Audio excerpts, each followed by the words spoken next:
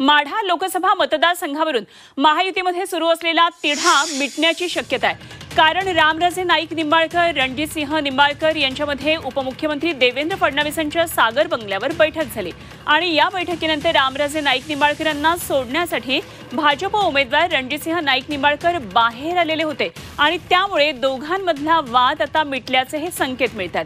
माढा लोकसभा मतदारसंघामध्ये विद्यमान खासदार रणजितसिंह निंबाळकरांना उमेदवारी मिळालेली आहे। त्यामुळे विजयसिंह मोहिते पाटील आणि रामराजे निंबाळकर नाराज झाले होते। त्यांनी तशी उघडपणे नाराजी त्यांची उघडही केलेली होती। रणजितसिंह यांना विरोध केलेला होता। त्यानंतर गिरीश महाजनांनी मोहिते पाटलांची भेट घेतली आणि त्यानंतर आता रामराजे निंबाळकर आणि रणजितसिंह निंबाळकर यांच्यात फडणवीसांच्या उपस्थितीत बैठक पार पडली आणि या सर्व घडामोडींवर आमचे प्रतिनिधी सागर कुलकर्णी लक्ष ठेवून आहेत। जाऊया थेट सागरकडे, जाणून घेऊया नेमकं काय काय घडामोडी घडल्या।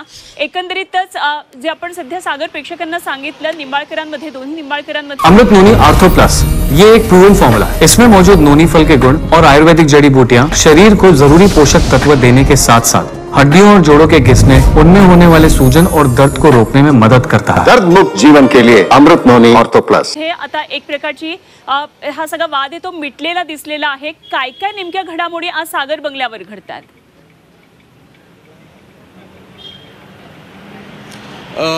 भाजपाच्या वतीने माढा लोकसभा मतदारसंघामध्ये रणजित निंबाळकर यांना उमेदवारी दिली आणि त्यानंतरनं तिथे मोहिते पाटील आणि रामराजे निंबाळकर यांनी विरोध सुरू केला। अर्थात मोहिते पाटील यांच्या निवासस्थानी अकलूज येथे रामराजे निंबाळकरांची भेट घेतल्यानंतरनं मात्र देवेंद्र फडणवीस यांनी दृष्टिकोनातून एक महत्त्वाची बैठक बोलवली।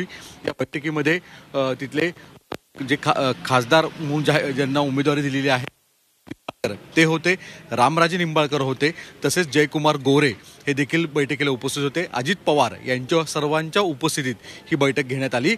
मुळात मनभेद दूर करा, महायुती एक आहे अशा स्वरूपाचे आदेश फडणवीस आणि अजित पवार यांनी या सर्वांना दिलेले आहेत।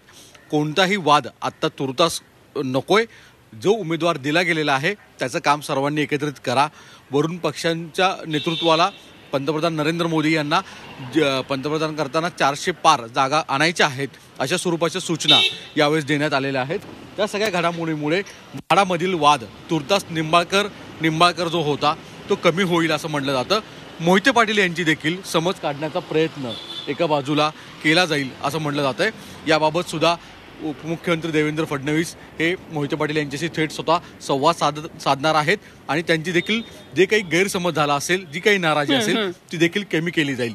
म्हणजे प्रत्येक मतदारसंघामध्ये जो अंतर्गत महायुतीमध्ये कलह कुठेतरी सुरू आहे तो संपवण्याचं काम आता सुरू झालेलं आहे। कारण की एका बाजूला उमेदवार जाहीर होत आहेत, त्यावरनं नाराजी कुठे ना कुठेतरी राहायला नकोय आणि त्याचा फटका महायुतीला बसायला नकोय अशा स्वरूपाची खबरदारी होती। 400च्या वर जागा आणण्याचं लक्ष असल्यामुळे निश्चितच नाराजी दूर करण्याचं काम सध्या फडणवीसांकडे आहे। सागर, धन्यवाद दिलेल्या या सगळ्या सविस्तर माहितीसाठी।